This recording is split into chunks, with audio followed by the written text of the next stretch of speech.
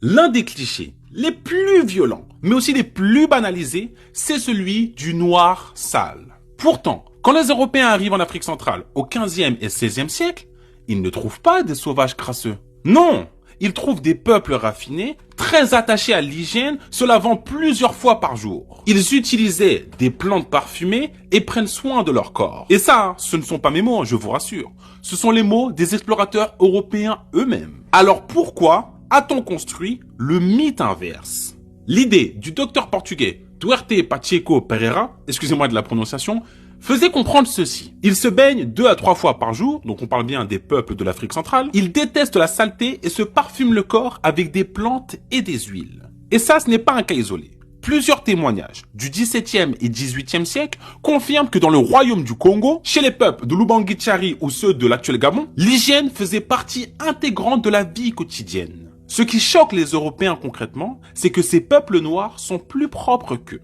En Europe, à la même époque, il faut bien le noter, on pensait que l'eau était dangereuse. On se méfiait des bains. On masque même les odeurs avec du parfum. Par exemple, le roi Louis XIV se lavait que très rarement. Et l'hygiène dans les villes est quasi inexistante.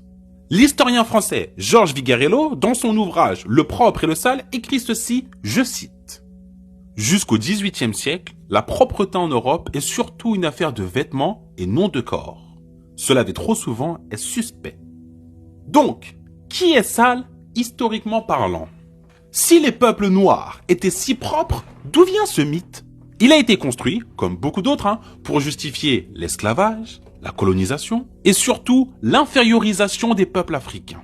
Pour les déshumaniser, il fallait les salir, au propre comme au figuré. Ce mythe ensuite a longtemps été renforcé par les illustrations coloniales, les manuels scolaires racistes et même les publicités. Par exemple, celles vantant les savons européens comme civilisateurs. Donc je le répète encore une fois, l'Afrique n'a pas attendu l'Europe pour être civilisée, pour connaître la propreté et prendre soin de son corps.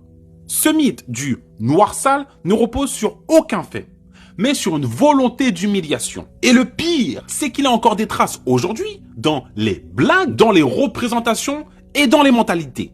Il est temps de briser ces images. Alors partage cette vidéo et commente si tu veux d'autres exemples documentés et surtout, ne laisse personne salir ton héritage.